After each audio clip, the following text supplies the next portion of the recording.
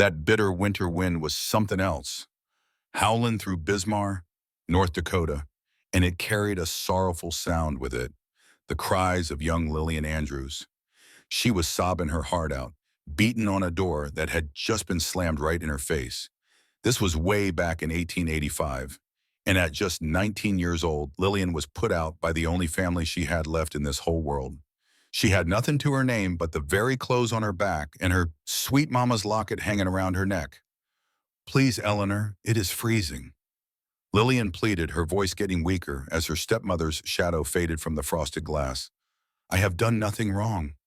But all she heard in reply was the cold click of the lock turning, and then the sound of heavy footsteps walking away, deeper into the house she had called home since her pa married Eleanor 3 years before. Now, before her daddy died of pneumonia just 4 months prior, Lillian had put up with her stepmother's icy ways and her sharp-tongued comments.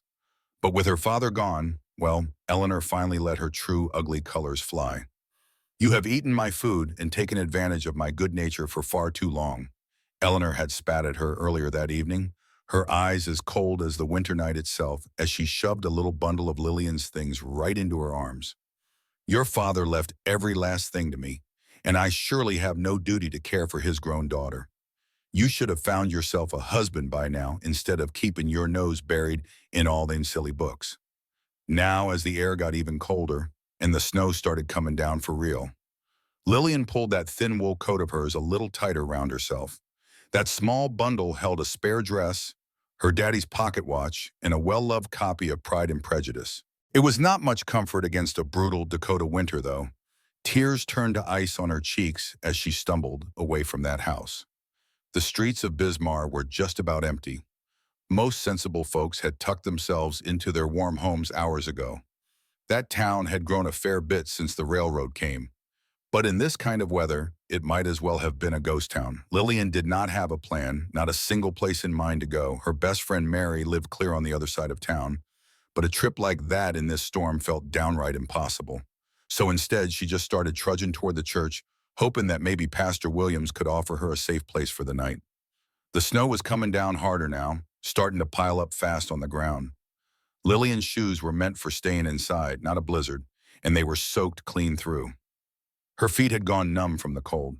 That wind cut right through her coat like it was nothing but air, and she could not feel her fingers anymore. "Just keep moving," she whispered to herself, but the howling wind just snatched her words away. Every single step she took got harder than the one before it. Her legs felt heavy as lead, and her mind started getting all fuzzy. She did not even notice when she wandered off the main street. Did not realize she was heading out towards the edge of town, where the prairie just stretched on and on out to the horizon. All she knew was that she was bone-chillingly cold and just so terribly tired. When she finally gave out and collapsed, the snow almost felt like a soft, welcoming bed, calling her to just rest a while. And as her mind began to drift away, Lillian thought for a second she heard the far-off sound of hoofbeats, but she figured it was just her imagination. Imagination. Nobody in their right mind would be out in weather like this. No one would ever find her here, half buried in the snow. "I'll just rest my eyes for a little spell," she whispered, as the world around her went completely white. Xavier Morgan tugged his hat down low over his face, cussing the storm and his own thick skull for deciding to ride to town today. He'd spent the last 3 days at his cattle ranch, a good 15 miles outside of Bismarck, but supplies were getting mighty low, and he'd been dead set on getting to town before the weather turned for the worse. He just hadn't counted on this storm kicking up, so blame fast. Now, as he nudged his horse, Thunder, back toward his ranch, you could barely see a thing. The whole landscape was just a swirl of white, with all the landmarks wiped out by the driving snow. "Just follow the fence line, boy," he told his horse, giving the animal's neck a firm pat. "You know the way home better than I do." At 26 years old, Xavier was no stranger to these harsh Dakota winters. He had built his ranch up from nothing over the past 4 years, showing up in Bismarck with little more than pure grit and the skills he'd learned working cattle down in Texas. Now, with a small but growing herd and a solid name for dealing fair, he was starting to feel like he'd truly made something of himself. All of a sudden, Thunder dug in his heels, snorting and tossing his head. Xavier leaned forward in the saddle, squinting hard through that curtain of snow. "What is it, boy? What do you see out there?" And that is when he spotted it. A dark shape against all that white, half covered by the drifting snow. At first, he thought it might be a fallen tree branch, or maybe even a lost calf. But as he rode closer, his heart nearly jumped into his throat. "Good heavens," he breathed out, swinging down from his horse and plowing through knee-deep snow to reach the still form. It was a woman, her face as pale as a ghost, her lips a frightening blue with cold. For one terrible moment, he thought he'd found a body, but then he saw the faint little rise and fall of her chest. "Ma'am, can you hear me, ma'am?" he called, dropping to his knees beside her. When she gave no answer, he quickly pulled off his gloves and pressed his fingers to her neck, feeling around for a pulse. It was there, but it was weak and unsteady. Without another moment's thought, Xavier shrugged out of his heavy buffalo coat and wrapped it around her tiny form. He gathered her up in his arms, taken aback by how little she weighed, how fragile she felt against him. Her skin was like ice, her clothes nowhere near warm enough for this bitter weather. "You just hang on, ma'am," he murmured, though he had no idea if she could even hear him. "I am going to get you someplace warm." With a practiced move, he mounted Thunder while still cradling the unconscious woman, settling her in front of him in the saddle. He wrapped one arm securely around her waist, holding the reins with his other hand. "Home, Thunder. As fast as you can go, boy." The horse needed no more prodding, seeming to understand just how serious things were. Xavier hunched forward, trying to shield the woman's body with his own, as they pushed on through the blinding snow toward his ranch. As they rode along, Xavier found himself talking to the unconscious woman, partly to keep himself focused in the numbing cold, and partly out of a desperate hope that his voice might somehow get through to her. "My ranch is not far. I got a good fire going before I left. We will get you warm." She would warm up in no time. He glanced down at her still face, taking in her delicate features beneath the mask of cold. "What in the world were you doing out in this weather? Don't you know any better than to wander around in a blizzard?" Of course, there was no answer, but he kept talking anyway. Just a steady stream of words to fight against the howling of the wind. "My name is Xavier Morgan. Most folks just call me Zav. I have about 50 head of cattle, though I am hoping to double that by next year if the weather holds and the prices stay decent. I built this house myself. It is nothing fancy, but it is solid. It keeps the cold out mostly." He was not sure how long they had been riding. The storm hid all the landmarks, and time seemed to stretch and twist in the white emptiness all around them. But Thunder knew his way home, and finally the welcome sight of Xavier's ranch house appeared through the swirling snow. The humble house was built of sturdy logs, with a stable attached to one side. Smoke was rising from the stone chimney, a promise of the warmth inside. Xavier had never been so relieved to see his own home. He managed to get off his horse without dropping his precious burden, then kicked open the door to his cabin. Inside, the fire had burned low but was still putting out heat. Xavier carried the woman to his bed, gently laying her down on the rough wool blankets. In the warm glow of the fire, he could see her much more clearly now.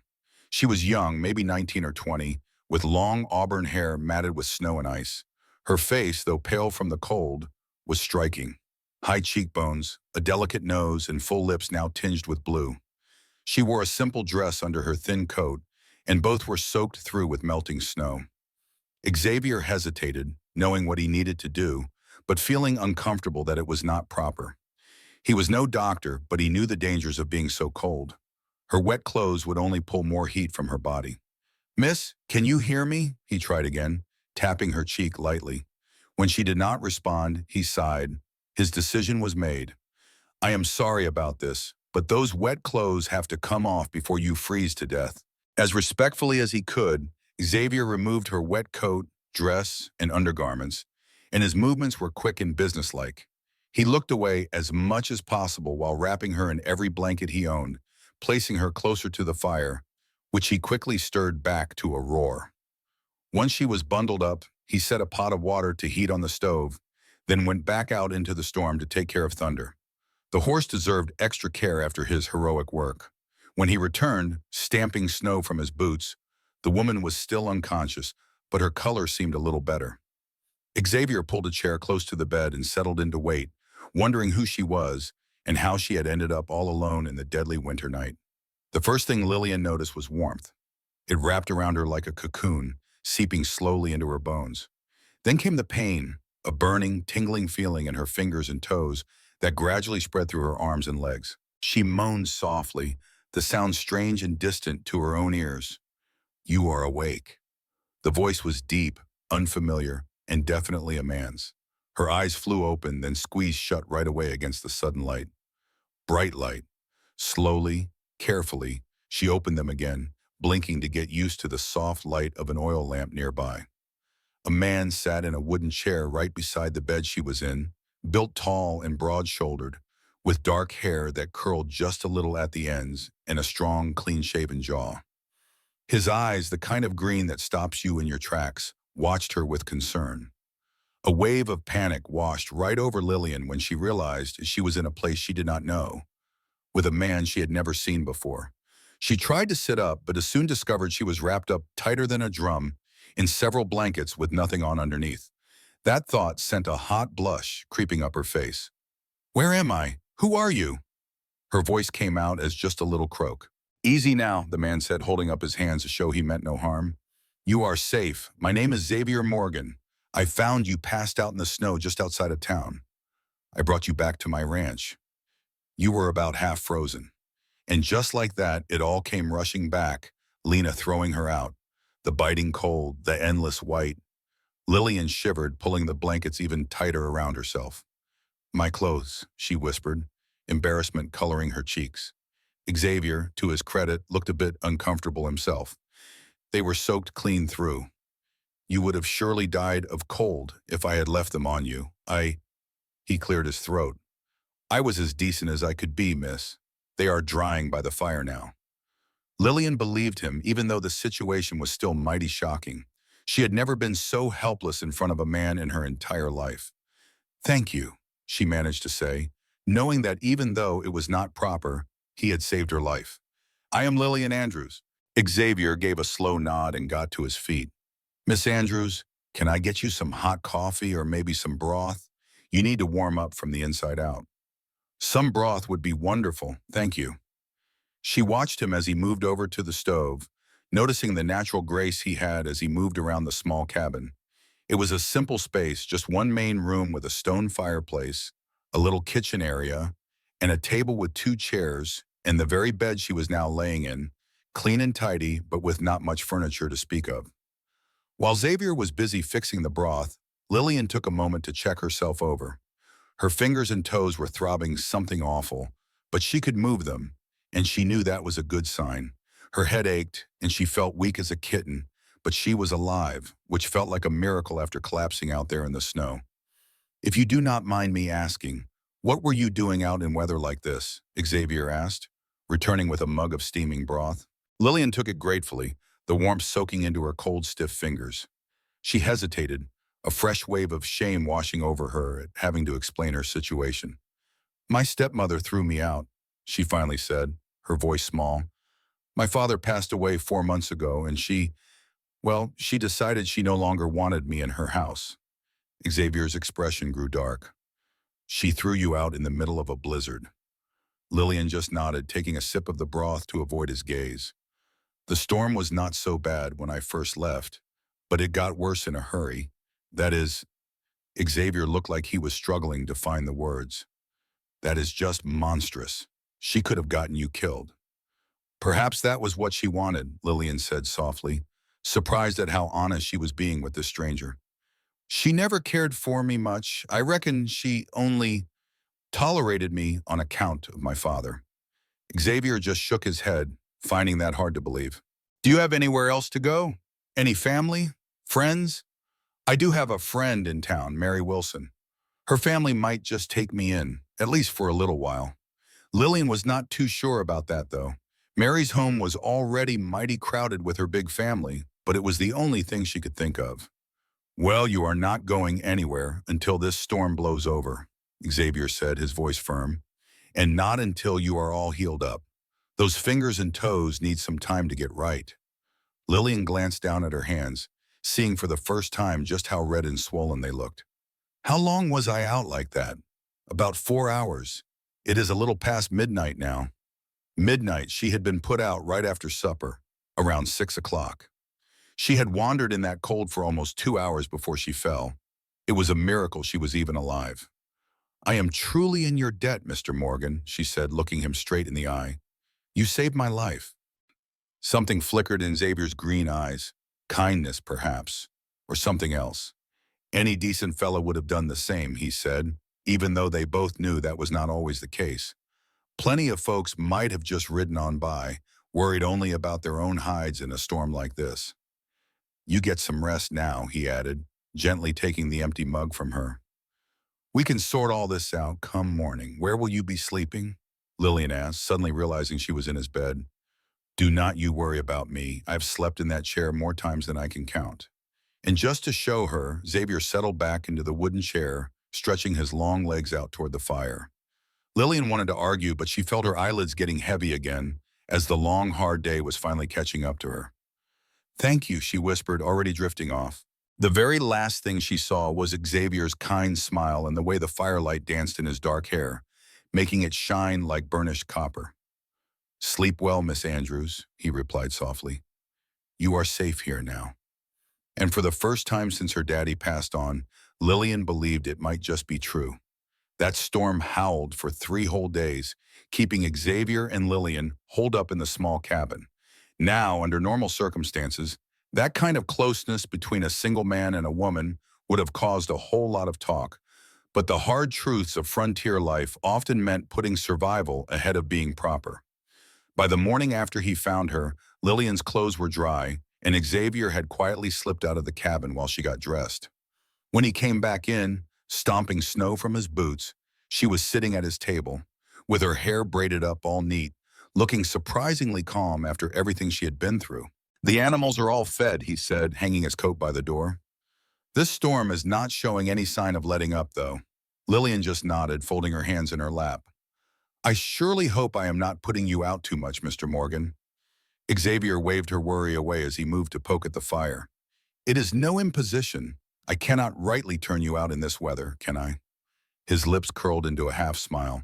Besides, it is kinda nice having someone to talk to other than the cattle. Over a breakfast of cornbread and coffee, they started to get to know each other. Xavier told Lillian about his journey. From Texas clear up to the Dakota Territory 4 years earlier, looking for a piece of land to call his own after spending years working other men's cattle. Never did take a liking to having a boss, he explained, as he topped off her coffee cup. Wanted something that was truly mine, that I could build up with my own 2 hands. And have you built what you wanted? Lillian asked, her voice full of real interest. Xavier thought on that for a moment, his green eyes looking distant. I am getting there. The ranch is not much to look at yet. 50 head of cattle, this little cabin, and the barn. But it is growing. Give me a couple more good years, and I reckon I can add on to the house and build up the herd. A sudden smile broke across his serious face. Now what about you, Miss Andrews? What were your plans before all this happened? Lillian lowered her gaze to her coffee cup. I never really had the chance to make plans. My mother passed away when I was just 12, so I kept house for my father until he married again 3 years back. After that, she gave a little shrug. Elena, my stepmother, she made it plain as day that my main job was to find a respectable husband. She was mighty disappointed when I took more of a shine to books than to the eligible bachelors in Bismarck. So you like to read? Xavier asked. He nodded toward the small bundle of her things he had brought in, where you could just see the corner of a book. Oh, very much. My father always encouraged it, even when most folks thought it was a waste of time for a girl. Xavier stood up from the table and walked over to a little bookshelf on the far wall, a luxury Lillian sure had not expected to see in a bachelor's cabin. It is not much of a collection, especially compared to what you are likely used to, but you are more than welcome to read them while you are here. Lillian looked over the shelf with great interest. There were useful books on raising livestock and farming, a Bible, and to her surprise, a few novels, Cooper, Twain, and even a book of Shakespeare. Folks are often surprised I can read at all, Xavier remarked, noticing the look on her face. They figure because I work with my hands, my mind must be simple too.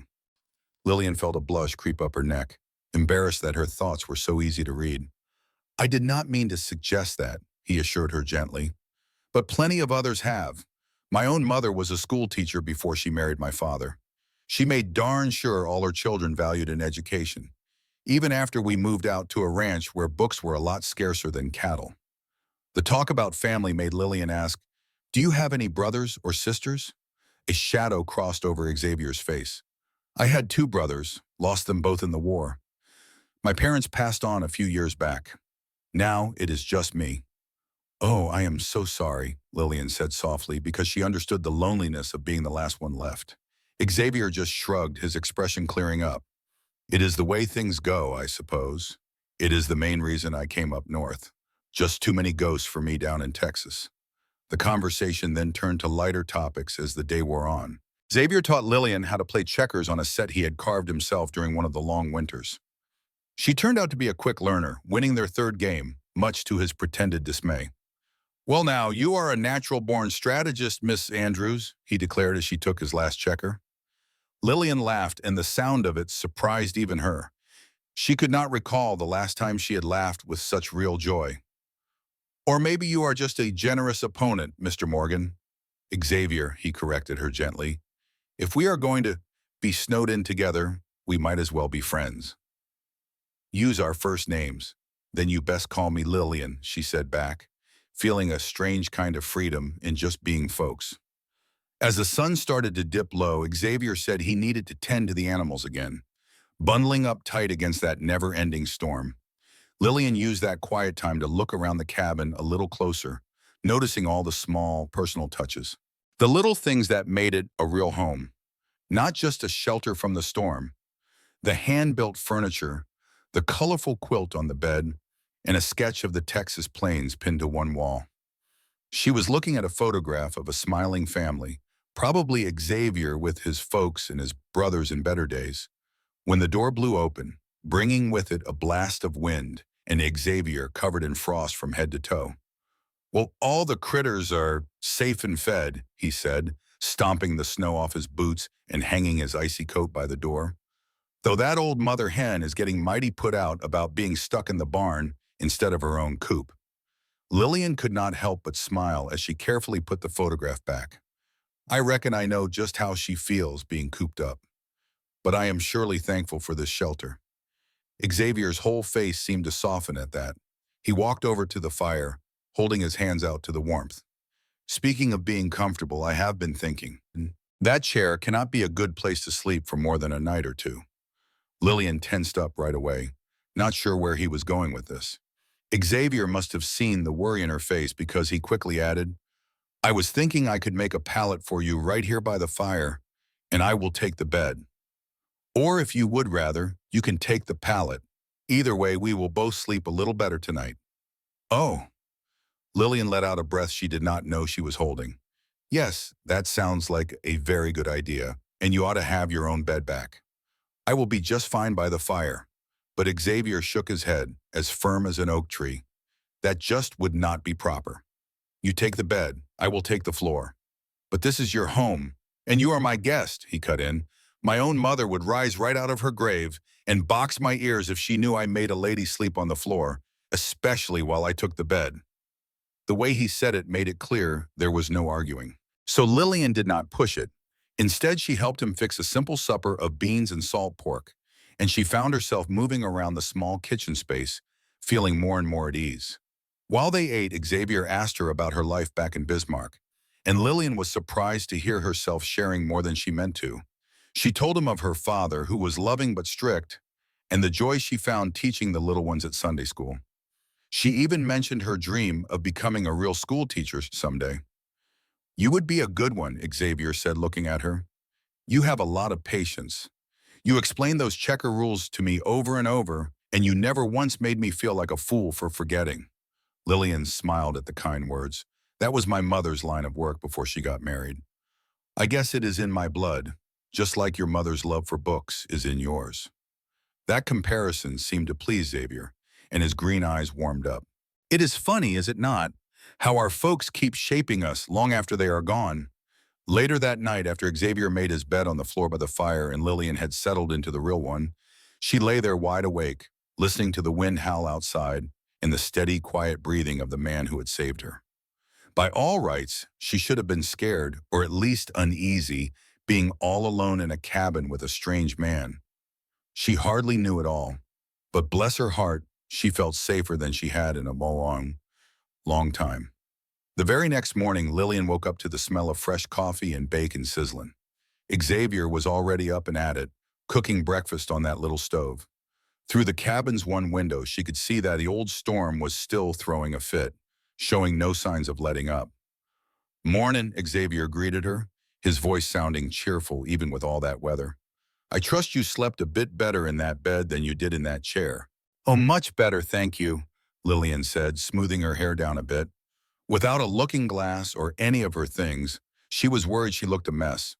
But the way Xavier looked at her when she joined him at the table told her a different story. That second day they were snowed in, passed by in good company. Xavier showed Lillian how to fix up some harness leather, and his big hands were surprisingly skilled with the awl and the wax thread. In return, she helped him darn a few pairs of his socks that were in a sorry state. "Well, this is not how I usually spend my time with a pretty lady," Xavier chuckled as they worked side by side. "Most times I would be trying to show off my riding or my shooting, not my skills with a needle and thread." Lillian let out a laugh. She found his plain-spoken way a breath of fresh air after all the fancy talk in town. "I reckon being good at everyday things is a whole lot more impressive than just showing off, Mr. Morgan." "I mean, Xavier," she corrected herself. "Is that a fact?" He looked pleased.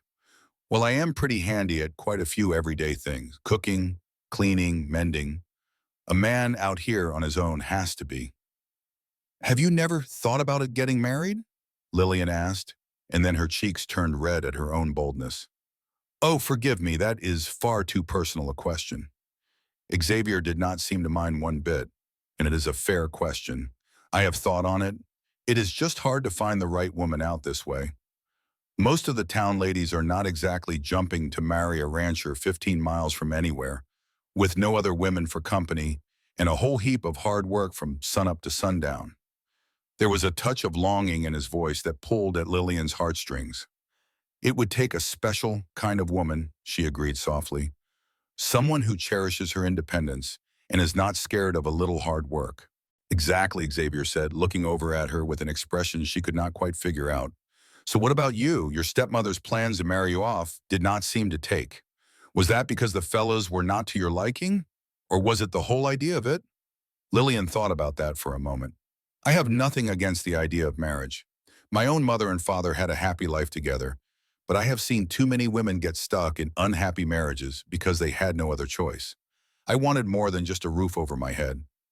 I wanted a true partner and mutual respect." She gave a sad little smile. "Elena always said such ideas were just silly romantic notions." "Does not sound one bit silly to me," Xavier said in a low voice. Their eyes met across that wooden table, and Lillian felt a strange little flutter in her chest. She told herself it was just the after effects of her terrible time in the snow. On the third day, that old storm finally started to give up. Xavier spent most of the morning outdoors, clearing a path to the barn and checking on the other buildings. When he came back inside, stomping the snow off his boots, he had a worried look on his face. Satisfaction, everything's intact. Storm's easing up. Roads should be passable by tomorrow or the day after. Lillian felt an unexpected pang of disappointment at the news. The past 3 days, as strange as they were, had been quiet, even nice. The thought of going back to Bismarck, of facing her future all alone, filled her with a cold dread. "Well, that is good news," she said anyway, forcing a smile. Xavier studied her face, his green eyes seeing more than she showed. "Said, you sure do not look happy about it." Lillian paused, then admitted, "I am just not sure what is waiting for me in Bismarck. My stepmother made it plain as day I am not welcome in my father's house. My friend Mary might take me in for a little while, but her family is already stretched mighty thin." Xavier frowned, leaning his shoulder against the doorframe. "You do not have any other folks? No relatives who could help you out?" "Not a one. My father was an only child, and my mother's people stayed in Pennsylvania when we came west. We lost touch after she passed on. A deep quiet fell between them, with only the crackle of the fire and the low howl of the wind outside. Finally, Xavier spoke, his voice careful. I have an idea for you, Lillian. It might solve the fix you are in right now, though I would understand if you think it is not proper. Lillian stiffened, not sure what to expect. What kind of idea? Xavier pushed a hand through his dark hair, a habit she was starting to see when he was nervous. I need some help here at the ranch. Spring is coming on fast, and there will be calving and planting, 100 different yaws that are easier with an extra set of hands. And as you have seen, this place could use a woman's touch. Are you offering me a job? Lillian asked, completely surprised. Yes, ma'am, a place to stay, meals, and a small wage. You could stay right here in the cabin. I would move to the bunkhouse out back. It is not much, but it is solid. That way, there would be nothing improper. The offer was so unexpected, Lillian could not find any words. A part of her wanted to accept on the spot. The ranch was peaceful, the work was honest, and Xavier's company was surprisingly pleasant. But another part of her knew all about the gossip, the raised eyebrows that an arrangement like this would cause. I appreciate the offer, I truly do, she said carefully. But would not people talk? A single woman living on the property of a man who is not married. Xavier nodded, showing he understood her worry. They might, but if we are being honest, they are going to talk no matter what when they find out you spent 3 days alone with me in this storm. A reputation is a fragile thing out here. Lillian had not thought of that part. He was right. Her good name, already shaky because of her current situation, might not get much more damaged by accepting his offer. I would need to think on it, she said at last. It is a very generous offer, but... Of course, Xavier agreed quickly. No need to decide right now. You think it over. The offer stands. The rest of the day passed with a new kind of tension between them, as they were both aware of the choice that was hanging in the air. Lillian found herself watching Xavier more closely, trying to figure him out, if he had some other reason for his offer. But he was a perfect gentleman. He was kind as could be, but never crossed a line. That evening, as they sat by the fire after supper, Xavier started telling stories. He told her about his cattle drives down in Texas, painting such a clear picture of trail life that it made Lillian laugh one minute and gasp the next. When he talked about the wide-open, star-filled skies of the prairie, his voice got real quiet and full of wonder that stirred something deep down in Lillian's soul. That's why I stick with ranching, for all its troubles, he explained, his face glowing in the dancing firelight. There's a freedom to it, you see, a connection to the land and the seasons that I just never found anywhere else. It sounds just wonderful, Lillian said softly. So different from anything I have ever known. Xavier looked at her for a long moment. You have spent your whole life in town, have not you? My own father was a shopkeeper.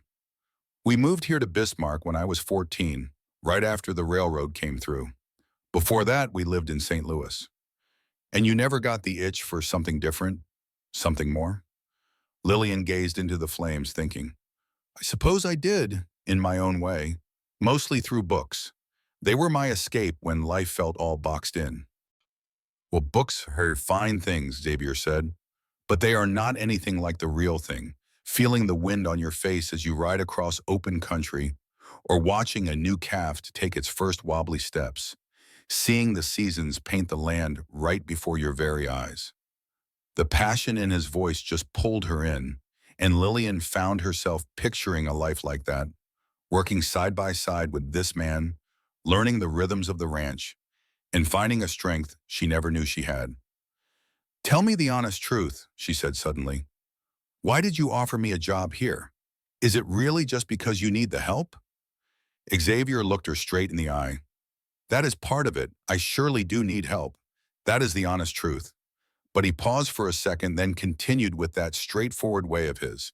I also just plain enjoy having you around. These last few days, even with all the trouble, have been the least lonely I have been in a long, long time. Might be selfish of me to say. His honesty touched her heart. Not selfish, just human. They sat there in a comfortable silence as the fire burned down low. When Lillian finally went to bed that night, Her mind was just spinning with all the new possibilities. By the time the sun came up, she had made her decision. The road into Bismarck was still partly blocked by snowdrifts, but Xavier's solid old wagon pushed right on through, pulled along by two strong workhorses. Lillian sat up on the seat next to him, all bundled up in clothes Xavier had lent her, including a heavy coat lined with fur that used to belong to his mother. "That coat looks a sight better on you than it ever did on her," Xavier remarked as they got close to the edge of town. She was a little bitty woman. Always used to complain this coat made her look like a big old grizzly bear. Lillian had to smile, thankful he was trying to ease her mind. She was mighty nervous about what was about to happen, about explaining her decision to the few folks in Bismarck who might actually care about her. Their first stop was the sheriff's office. Sheriff Miller was a rough around the edges, but a fair man, and he had been a friend to Lillian's father. He listened, getting madder by the minute, as Lillian explained how Eleanor just tossed her out right when that blizzard started rolling in. "Ma'am, that's just plain criminal negligence," he said, his big old eyebrows all bunched up in a scowl. "In weather like this, a person could call that attempted murder. I've got a good mind to go arrest her right now." "I don't want to press any charges," Lillian said, her voice steady. "I just wanted to make you aware of my situation and that I've decided to take a job out at Mr. Morgan's ranch." The sheriff's eyes moved over to Xavier, sizing him up. "Morgan, you're the one with that spread about 15 miles east of here. Ain't that right?" Xavier just nodded. "Yes, sir. Miss Andrews will have her own place to stay. It'll all be proper."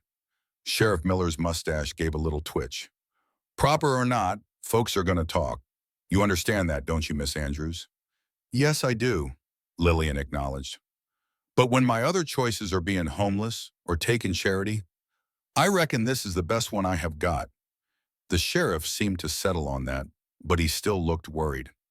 "All right, then. I will keep an eye on things, and I am going to have a talk with that stepmother of yours. Make sure she understands she can't just throw folks out in the cold to die." Their next stop was Mary Wilson's house, where Lillian's friend met her with tears and a big ol' hug. "We have been so worried about you," Mary cried out, "when nobody had seen you after that storm kicked up. My daddy and the other men went searching, but the weather was just too rough." "I was mighty lucky," Lillian said, squeezing Mary's hands tight. "Mr. Morgan found me just in the nick of time." Mary looked Xavier over with a whole lot of curiosity as Lillian laid out her plans. To Lillian's relief, her friend did not look shocked or like she disapproved one bit. "Well, that makes sense," Mary said after she heard the whole story. "What other choice do you really have? Besides, Mr. Morgan has a good name around town. He is an honest man, from what my daddy says." Xavier cleared his throat, looking a little uncomfortable with the praise. "Miss Andrews will be treated with the highest respect," he promised Mary. "Y'all are welcome to come visit any time and see for yourself." Mary smiled, a little bit of mischief sparkling in her eyes. "I just might hold you to that, Mr. Morgan." Their last stop was Eleanor's house, the place that used to be Lillian's home. She was determined to go in by herself, though Xavier waited with the wagon just outside, keeping a close watch. Eleanor opened the door with that same sour look on her face, but it turned to pure shock when she saw Lillian. "You are alive," she said, her voice flat, not even bothering to invite her in. "And it's no thanks to you," Lillian shot back, finding a strength she did not know she had. "I have come to get the rest of my things, my mother's jewelry, my books, and the painting of my mother and father." Eleanor's eyes got real narrow. "Your father left everything to me. All those things are mine now. Not my mother's personal things. She passed on long before you ever came into our lives," Lillian answered back. "And Sheriff Miller happens to agree with me. He offered to come along, but I figured we could handle this like civilized people." Just saying the sheriff's name did the trick. Eleanor's face lost some of its color, and she took a step back. "You wait right here." She came back a moment later with a little trunk, and she all but shoved it into Lillian's arms. "Take it and get out. I don't ever want to see your face again." "The feeling is mutual," Lillian said, calm as can be. "Goodbye, Eleanor." As she turned to walk away, Eleanor called out after her, "You know, people are already talking. You know, the talk about you being all alone with that rancher during the storm." Why, no decent man will have you now. Lillian paused, then looked right back over her shoulder. I don't need a decent man to marry me. I've found something a whole lot better, my own 2 feet. And with that, she walked away, her head held high, leaving her stepmother with her jaw on the floor. Xavier helped her load the heavy trunk into the wagon, a worried look on his face. Everything all right? Better than all right, Lillian told him, feeling lighter than a feather. I am more than ready to leave Bismarck in the past. As they drove out of town, Lillian never once looked back. The road ahead might have been a mystery, but for the very first time in her life, she was the one holding the reins. The next week found Lillian settling right into life at the Morgan Ranch. True to his word, Xavier moved all his things to the small bunkhouse behind the main cabin, insisting that Lillian take the more comfortable house. Now, their arrangement was a bit unusual, but it was practical. She took charge of the cooking, the cleaning, and the hen house, while Xavier managed the cattle, the repairs, and all the heavy lifting. Winter slowly started to loosen its grip on the Dakota prairie, though cold snaps and a little snow kept on through February.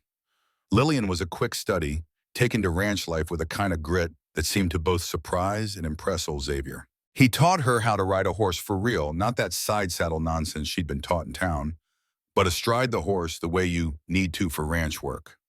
Her first few tries were clumsy and left her sore, but she kept at it, feeling a quiet pride when Xavier gave her an approving nod, seeing her finally canter around the paddock without clinging to the saddle horn for dear life. You're a natural, he declared, helping her down from the gentle mare he'd picked for her. Another month and you'll be ready for the roundup. Roundup? Lillian asked, her eyes wide. Surely you don't expect me to? Xavier just laughed, and the sound warmed her right up, despite the chilly air.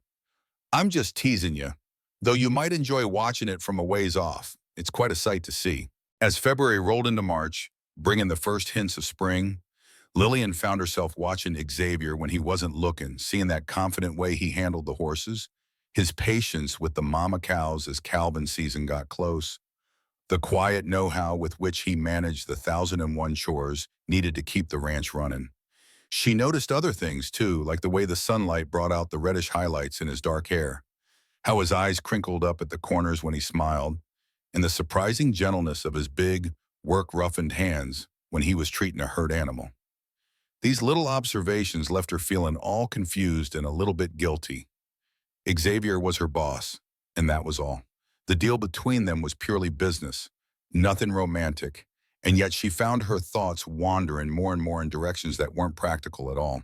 Now Xavier, on his side of things, always kept a respectful distance, though every now and then she'd catch him looking at her with an expression she just couldn't quite make out. Their talks were always friendly but proper, always about ranch business or safe topics like books and the town gossip brought by folks passing through. Mary was the one who visited most, caller, riding out from Bismarck whenever the weather would let her. She brought all the news from town, including the mighty satisfying word that Sheriff Miller had a talk with that loan officer about her behavior, which resulted in the woman becoming a bit of an outcast in town. Well, she had it coming, Mary declared during one of her visits, as she and Lillian got supper ready while Xavier was out checking on the herd. Although some folks are surely whispering about your situation out here too, Lillian went on, kneading her bread dough, not one bit surprised. Let 'em talk. I'm earning my keep, fair and square. Mary gave her a little look out the corner of her eye. That is not all they are speculating on. Half the town reckons you and Mr. Morgan will be announcing a wedding come summer. The dough got a good hard punch as Lillian took that in. That is just plain ridiculous. Our arrangement is all business. Is it now? Mary asked, her voice all sweet and innocent as she chopped vegetables, because the way he looks at you when he thinks nobody's watching tells a different story. Mary, Lillian cried out, feeling the heat rise in her cheeks. You are just imagining things. Mary just shrugged, not looking convinced at all. If you say so, though I do not know why you are so set against the idea. Xavier Morgan is considered a real prize around here. Hard-working, honest, and not hard on the eyes. She grinned with a little mischief. More than not hard on the eyes, really. I am not against the idea, Lillian admitted before she could even stop herself. I mean, that is not what I was trying to say. Mary's laugh cut her right off. Oh, Lillian, you are sweet on him, are you not? Hush now, keep your voice down, Lillian hissed, even though Xavier was nowhere near the little cabin. It does not matter one bit how I feel. He gave me a job, not a courtship. I will not go and complicate things by getting feelings that have no business being there. Mary's look softened up. There is nothing wrong with two single adults getting fond of one another, Lillian. Especially two folks who clearly think the world of each other, like you two do. Lillian just shook her head, firm-like, turning back to her bread dough. It is just too soon. I have only known him a few months, and I am only just starting to stand on my own 2 feet. I can't go getting dependent on another man so quick, no matter how kind he is. He might be. That is fair enough, Mary allowed. But do not you go shutting your heart up for good. Not all men are like your daddy or your stepmama's kind. Some fellas might actually want a partner, not just somebody to look after. That conversation stayed in Lillian's mind long after Mary had ridden off. Was Mary right about all that? Did Xavier see her as something more than just a hired hand? And if he did, was she ready to even think about such a thing? Spring showed up for real by early April, and it brought with it the little miracle of new life. The first baby calves started to show up, all wobbly-legged and curious, their mothers watching over them something fierce. Lillian was just completely taken with the little critters, and she would spend hours just watching them run and play in the green and pastures. It was on one of those quiet afternoons that something seemed to change between her and Xavier. She was perched up on the split-rail fence, watching a particularly brave little calf test out its legs, when Xavier came and joined her, leaning on the rail right next to her. "It is a beautiful sight, is it not?" he said real soft. "Never gets old, watching new life find its footing."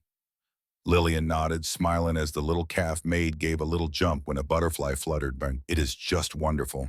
I never imagined this ranch life could feel so right." Xavier turned to look at her, a real warmth in his gaze.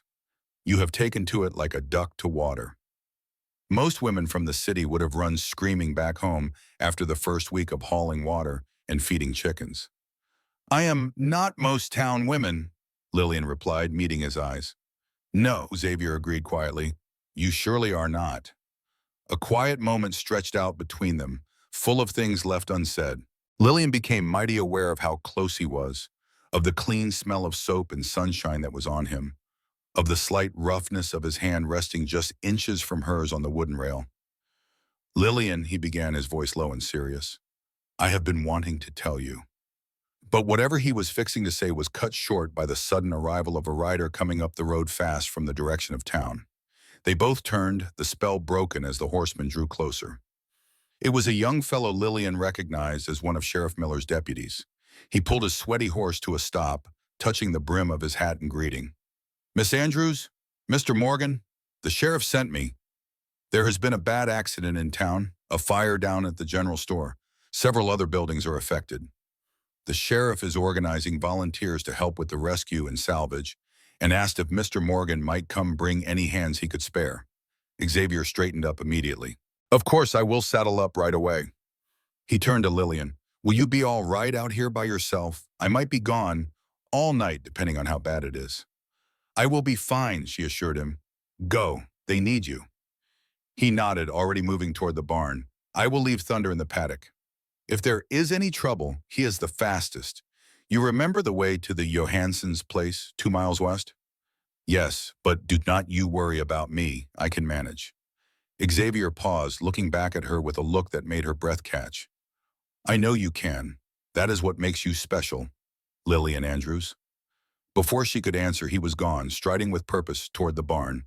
Within 15 minutes, he and the deputy were riding hard for town, leaving Lillian with a strange mix of pride in his trust and disappointment that their conversation was interrupted. Whatever he had been about to say would just have to wait. The fire in Bismarck proved to be a serious one, but not a complete catastrophe. 3 businesses were burned to the ground, including the general store where it all began. But the quick work of the townspeople had kept the flames from spreading to the houses. Xavier returned late the next day, dead tired and stained with smoke, but he was unhurt. Lillian had a hot meal waiting and bathwater heating up on the stove. She tried not to show just how relieved she was to see him, keeping a practical air about her as she served him stew and fresh bread. "Is everyone all right in town?" she asked, pouring him coffee. Xavier nodded. The weariness was plain to see in his slumped shoulders. No lives were lost, thankfully. Some folks got hurt, mostly small burns and from breathing in the smoke. The Hendersons lost everything in their store, though. The community is taking up a collection to help them rebuild. "We should contribute," Lillian said immediately, without a second thought. "Mr. Henderson was always so kind to me after my mother passed." Xavier gave a small smile, his heart warmed by her good nature. "I've already put our names down for lumber and labor when they start rebuilding. Told them you would likely get the women folk organized to bring meals for the workers too." "Of course," Lillian agreed, feeling pleased that he knew her so well. "How soon will they start building again?" "In a week or two.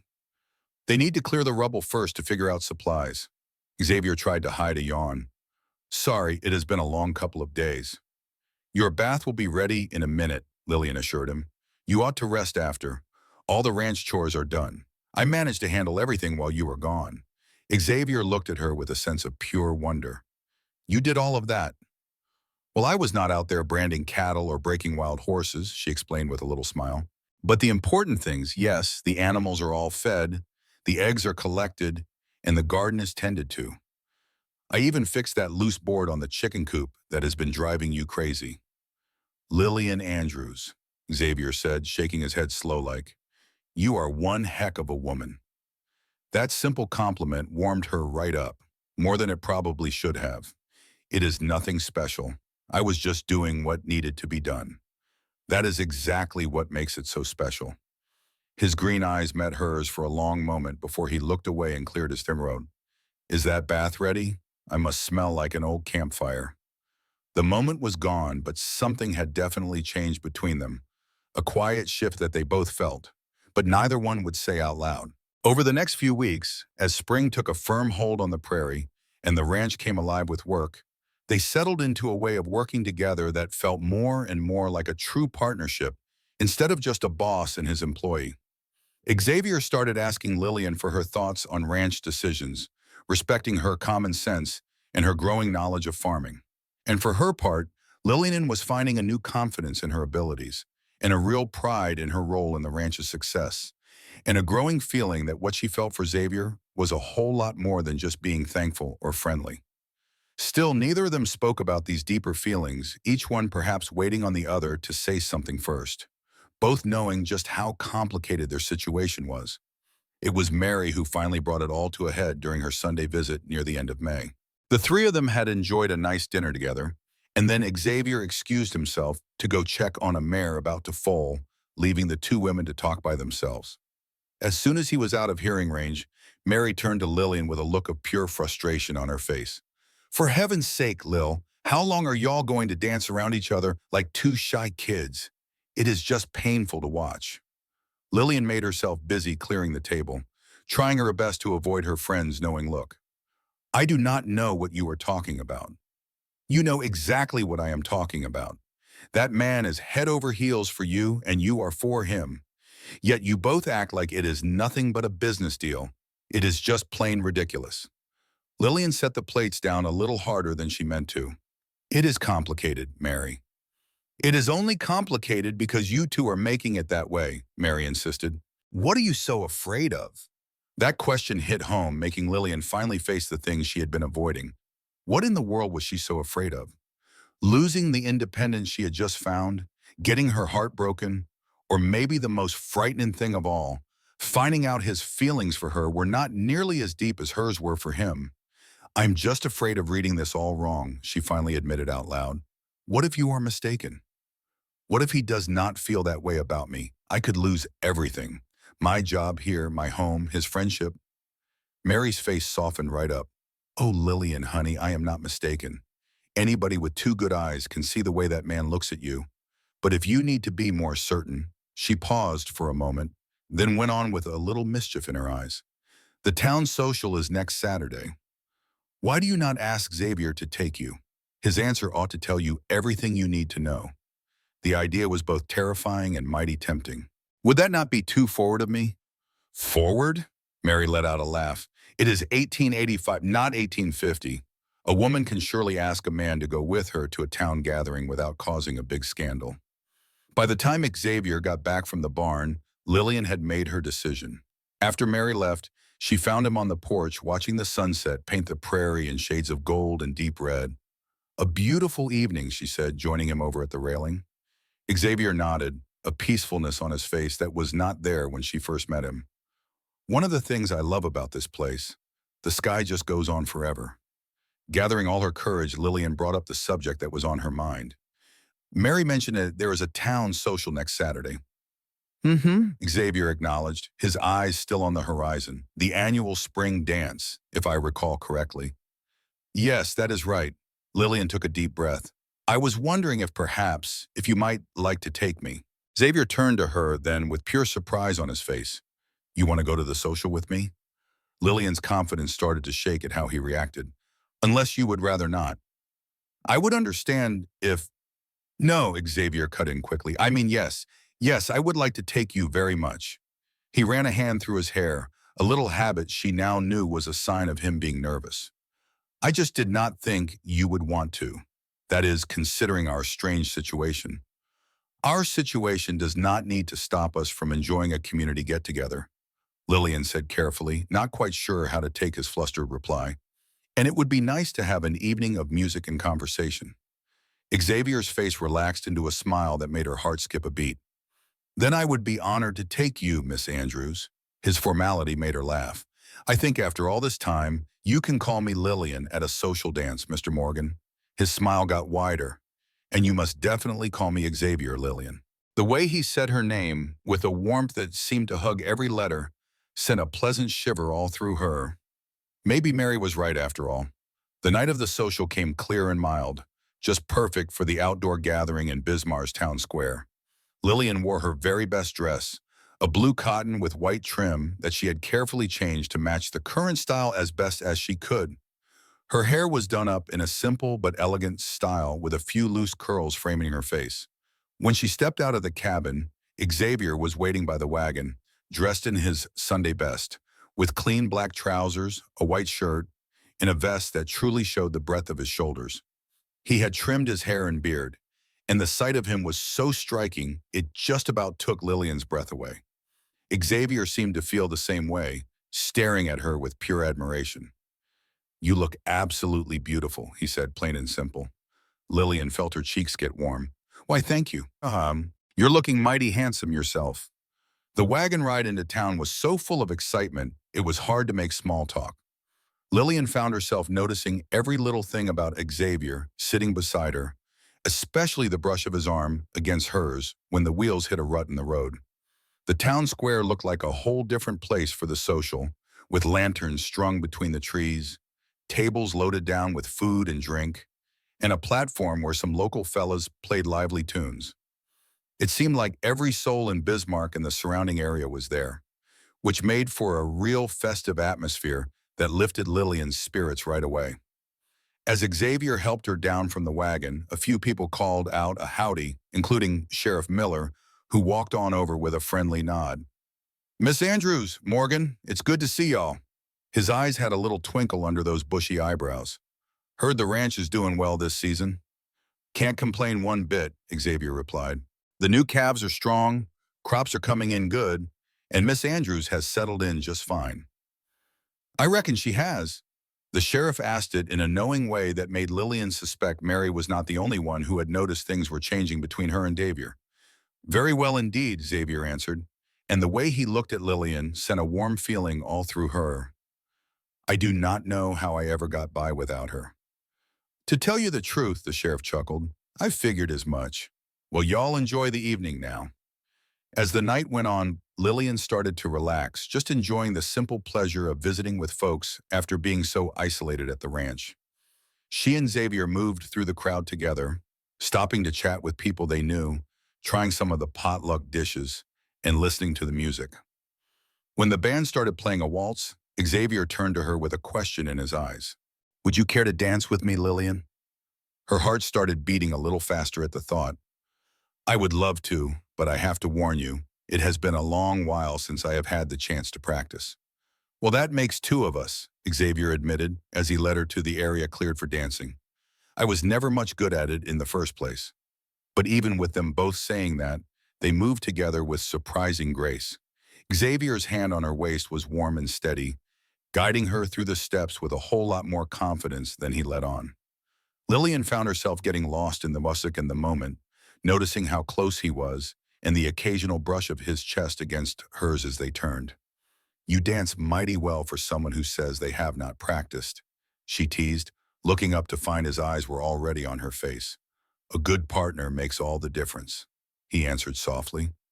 The way he looked at her just about took her breath away.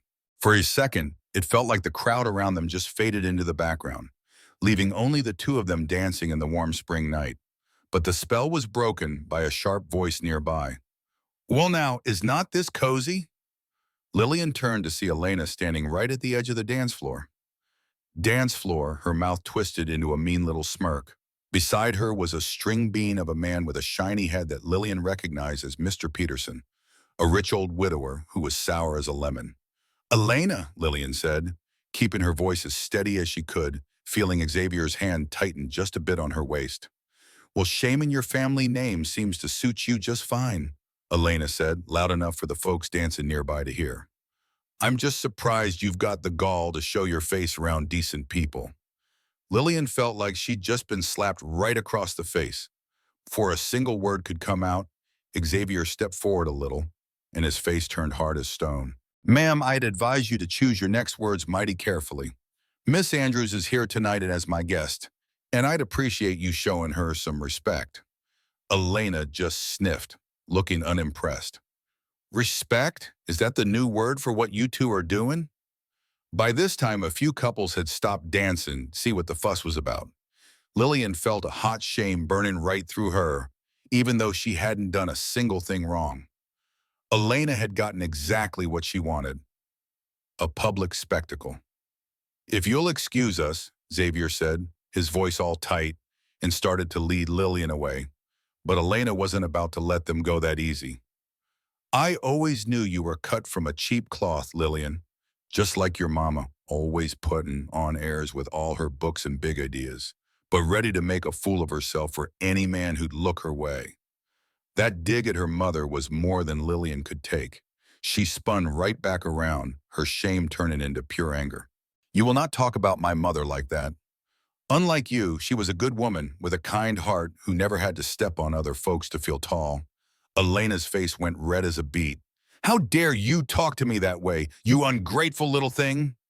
"That's about enough of that, Elena." Sheriff Miller's deep voice cut through the air like a knife as he stepped right between them. "This here is a town get-together, not a place to air your dirty laundry." Elena shot him a look that could curdle milk. "Are you just going to stand there and let these two carry on with their shameful business in front of the whole town? What kind of example is that?" The sheriff's big, bushy eyebrows bunched up. "The only shameful business I see is a woman who'd throw her own stepdaughter out to freeze to death in a blue norther. Now, unless you want me to start reminding everyone here about that particular so-called Christian charity of yours, I'd suggest you mosey on along and enjoy the party." Elena's mouth opened and closed a few times, like a fish out of water, but not a single word came out. She finally just spun on her heel and stormed off, with a very confused Mr. Peterson scrambling to keep up behind her. "Thank you, Sheriff," Lillian said, her voice barely a whisper, the embarrassment still hot on her cheeks. Sheriff Miller's hard look softened a little. "Don't you pay her any mind, Miss Andrews. Most folks in this town know you and Mr. Morgan are good people. They won't believe a word of that nonsense." As the sheriff walked away, Xavier turned to Lillian, and she could see the worry clear on his face. "I'm so sorry about that. Maybe coming here tonight wasn't such a good idea after all." "No," Lillian said, her voice firm, even though she still felt embarrassed. "I am not going to let Elena run me off from a town gathering. That would just be handing her a victory." Xavier's expression warmed with pure admiration. "You are absolutely right, of course. Shall we finish our dance?" But the moment was gone. The simple joy of the evening was spoiled by Elena's poison. Even as they started dancing again, Lillian surely felt the burn of all those stares and quiet words coming their way. Now not everyone was looking cross-eyed. Mary shot her a kind smile from across the town square, and a few other folks gave a respectful nod, but still having the whole town watching you was a heavy burden to bear. They stayed for about another hour, making small talk with this person and that, but they steered clear of any more dancing. Finally, Lillian gently touched Xavier's arm. "Would you mind something awful if we headed out a little early?" Xavier understood right away and just nodded. "I will go get the wagon." The ride back home started off quiet, each of them just thinking their own thoughts as the town lights got smaller and smaller behind them. It was a clear, cool night with more stars than you could count scattered all across that big old prairie sky. Even with that ugly business with Eleanor, Lillian felt her heart get a little lighter the closer they got to the ranch, to what she had started thinking of as home. "I am sorry about what happened back there," Xavier finally said, breaking the quiet. "Eleanor had no business talking to you like that." "It is not your fault," Lillian assured him. "Eleanor has always had it in for me, and for my mother before me. I reckon I should have seen something like this coming." Xavier's grip on the reins got tighter. What she said about us, about this whole arrangement, heading with this. "People are always going to talk, Xavier. It does not really matter, does it?" He looked over at her, his face hard to make out in the starlight. "Well, it matters to me, Lillian. What folks think about you matters to me." A heavy, cold feeling dropped in Lillian's stomach. Was he starting to regret their deal? Had Eleanor's public spectacle made him think twice about the decency of having an unmarried woman living out on his land? "I understand," she said real careful-like, trying to keep the hurt out of her voice. "If you are feeling like this situation is turning into a problem, I could start looking for work in town. Maybe Mrs. Johnson over at the hotel needs some help." "Or what?" Xavier cut in, and he sounded truly surprised. "No, Lillian, that is not what I meant at all." He pulled the wagon to a stop right in the middle of the road and turned to face her straight on. "I do not want you to leave. It is the exact opposite of that, actually." All confused, Lillian looked at his face in the faint light. "I do not understand." Xavier took a big, deep breath. "I have been trying to find the right time and the right words. I am not any good at this kind of talk." He ran a hand through his hair, a nervous habit she had come to know. "What I am trying to say, and not doing a good job of it, is that I care about you, Lillian, as more than just an employee or even as a friend. I reckon I have since that very first day when you opened your eyes in my cabin and tried to sit right up, even though you were nearly frozen solid." Lillian's heart started to pound in her chest as his words started to sink in. "Lillian, please just let me finish before I lose my courage," he said in a rush. "I know we got started in a strange way. I know folks have been talking, but none of that means a thing to me. What matters is that these last few months with you here have been the happiest of my whole life. The ranch, it feels like a real home now because you are in it. And I just find myself hoping, and maybe it is foolish, that you might feel something like that too." A powerful feeling swelled up in Lillian's chest, just too big to hold inside. "It is not foolish," she whispered back. "I feel the very same way." And those words just hung there in the quiet night between them. Heavy with meaning, but delicate too. Xavier eased his hand up real slow, giving her a chance to pull back, and brushed his fingers against her cheek. "Then," he said softly, "maybe we ought to give this town something real to talk about." He leaned in closer, shutting the small space between them, and he kissed her. It was a soft kiss, a little shy at first, but it grew bolder as Lillian kissed him back, her hands coming up to rest on his shoulders. When they finally pulled back, both a bit breathless, Xavier rested his forehead against hers. "I love you, Lillian Andrews. I reckon I have. Nearly from the moment I first found you, out there in the snow. And if you'll have me, I'd like to court you proper, with the idea of making this whole thing permanent in a way that even the town gossip couldn't find a thing to criticize." Pure joy just bubbled up inside Lillian, bright and warm. "Are you proposing to me, Xavier Morgan?" He smiled, and his eyes crinkled at the corners in that way she'd grown to adore. "Not just yet. I aim to do that the right way, with a ring, down on one knee, the whole 9 yards. This is more like asking permission to ask, I suppose. Lillian let out a laugh, feeling lighter than she had in years. Permission is granted, Mr. Morgan, but I ought to warn you, my answer is mighty likely to be yes. His smile stretched into a full grin. I'll keep that in mind. He kissed her one more time, just for a moment, but it held a promise of more to come. Then he picked up the reins again. We'd best get on home before these horses fall asleep right here in the road. Home. That word had never sounded sweeter to Lillian's ears. The courtship of Xavier Morgan and Lillian Andrews became the main topic of conversation in Bismarck over the next few months, though this time the chatter was almost all good-hearted. Their story, how he had rescued her in that blizzard, their unusual beginning, and their slow journey from being just a boss and his helper to two people truly in love, it captured the hearts of the whole community. Even Eleanor's attempts to keep spreading ugly rumors fell on deaf ears, as people saw the plain-as-day devotion between the couple. So when Xavier officially asked her in July, giving Lillian his very own mother's ring during a picnic by the creek that ran through his land, there was hardly a soul who didn't wish them well. The wedding happened in late September, right after the harvest was all in, and the prairie was showing off its autumn colors. They chose to have the ceremony right at the ranch instead of in town, with Pastor Williams officiating under an arch of golden cottonwood branches Xavier had built just for this occasion. Mary stood by Lillian's side as her maid of honor, while Sheriff Miller, who had become a sort of father figure to them both, gave the bride away. The whole community came out for the celebration, bringing food to share, music, and their best wishes. Lillian wore a simple gown of ivory silk that Mary had helped her make, with lace from her own mother's wedding dress carefully worked into the bodice.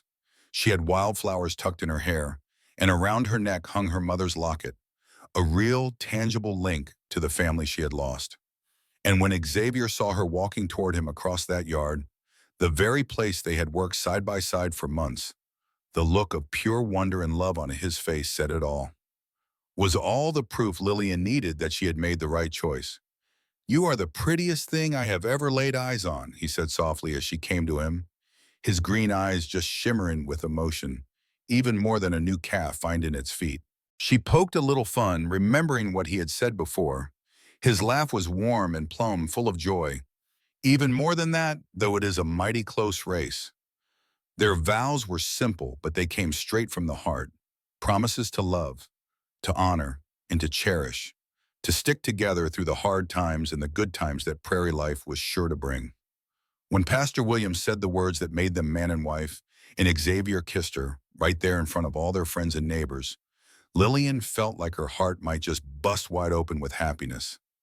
The party went on deep into the night, with folks dancing and eating under the lantern light as the big prairie stars popped out overhead.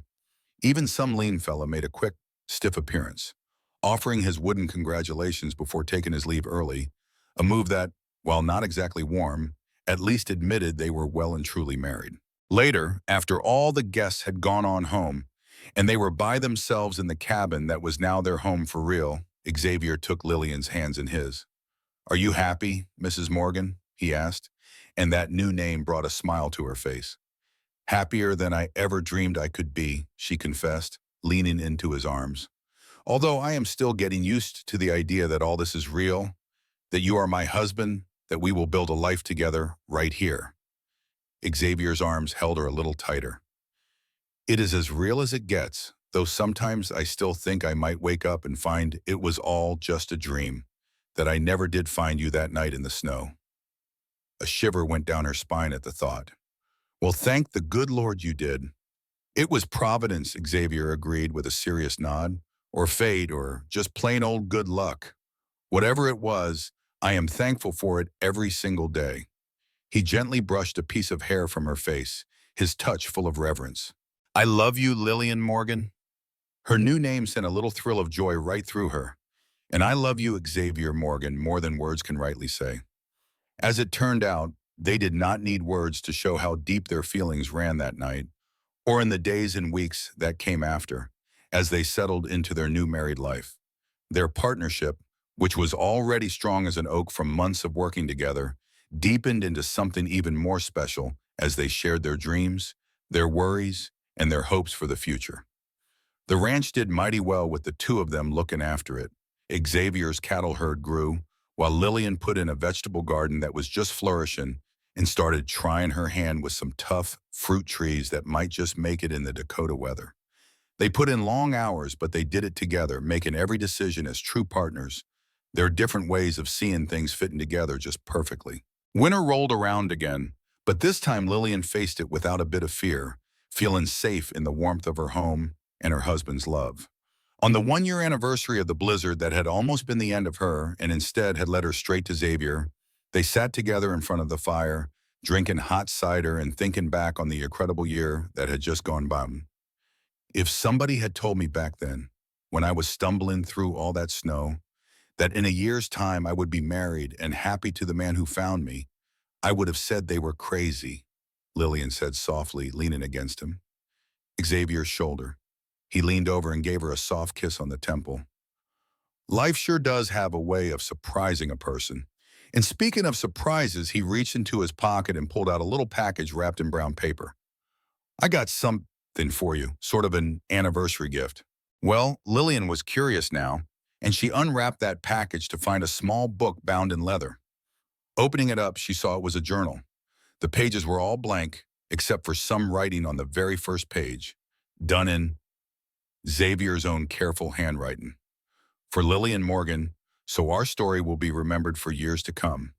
With all my love, Xavier. Well, tears just welled up in Lillian's eyes as she ran her finger over the words. It's just perfect, she whispered. Thank you. Xavier's arm pulled her in a little closer. I figured you could write down our life here for us and maybe one day for our children. The thought of children sent a little flutter right through Lillian's stomach, a feeling that she'd been suspecting lately was more than just emotions. Well, about that, she said real slow, setting the journal down. She took Xavier's hand in hers. I've been waiting for the right time to tell you something. I reckon we might need to get that nursery ready sooner rather than later. For just a second, Xavier looked plain confused, but then the understanding dawned on him. His eyes lit up with a joy so pure it made Lillian want to cry all over again. Are you sure? He asked, his voice low and full of wonder. Lillian just nodded, smiling through her happy tears. Dr. Richards confirmed it yesterday. When I was in town, we're going to have a baby. Looks like it'll be in the early summer. Well, Xavier just swept her up into his arms. He let out a whoop of joy that made her laugh right out loud. A baby? Our very own baby. He then placed a gentle hand on her still flat belly. His whole face just softened with awe. Hello in there, little one. I'm your papa, and I sure can't wait to meet you. That simple touch, so full of love and hope, just made Lillian's heart feel like it would burst. This right here was what she'd found in the Dakota Territory. It wasn't just about surviving or being on her own. It was a real home. It was a partnership built on respect and a powerful love, and now the promise of a family all their own. As the snow fell soft outside the window, reminding them of the storm that first brought them together, Lillian and Xavier stayed right there. They sat by the fire, talking about the future and planning for the little one who would soon join them. They were dreaming together the way only two folks who found their perfect match can do. Their start had been a strange one, that's for sure. A desperate young woman tossed out in the dead of winter, and a kind-hearted cowboy who found her near frozen and took her in. But from that wild beginning, something beautiful and strong had grown. A love that was tough enough to get through any storm that the frontier could throw at him. And as Lillian drifted off to sleep that night in her husband's arms, she knew something. She knew for certain she was right where she was always meant to be. She was home at last, deep in the heart of the wild Dakota prairie, and right there in the heart of the man who had saved her in more ways than just one. The next summer, under a sky so big and blue, it felt like anything was possible. Lillian gave birth to a healthy baby boy. They named him James, after Xavier's own father. As she watched her husband hold their son, his big, strong hands looking so gentle with that tiny little bundle, Lillian felt something. She felt a sense of peace she never could have imagined, especially not 18 months ago, when that cruel man had thrown her out in the cold. Earlier, he's got your eyes, Xavier whispered, just amazed as the little fella looked right up at him with a serious kind of wonder. That same handsome shape, but with your dark hair, Lillian said, gently touching the soft fuzz on their new son's head. He is going to be a heartbreaker. I can already tell. And life on the Morgan Ranch just kept on thriving as their family got bigger. 2 years after James was born, along came their daughter Catherine with her mama's fiery red hair and her daddy's stubborn chin. Those kids just blossomed out there in the open prairie, learning from a young age what it meant to work hard, to stick by your family, and to love the wild land that was theirs to inherit. Through all the seasons that came and went, the bone-chilling winters, the rich green summers, that never-ending rhythm of ranch life, Xavier and Lillian stayed true to one another, partners in every single thing. Their story, the one that started in the middle of a fierce Dakota blizzard, became a local legend, a tale to remind folks that even when things look their worst, you can still find warmth and love. And every now and then, on a quiet evening after the kids were tucked in bed and the prairie wind was whistling around their sturdy house, Xavier would reach for Lillian's hand and whisper, "I thank the good Lord for that storm." And she would just smile because she knew exactly what he was saying. Because without that awful night, without a stranger's cruelty, without that bitter cold that almost took her from this world, she never would have found the man who warmed not just her frozen hands, but her entire heart and soul. In the end, that was the simple truth and they held on to through all their years together, out on that wild Dakota frontier. Sometimes the absolute coldest nights can lead to the warmest new days, and sometimes getting truly lost is the only way you can ever be found.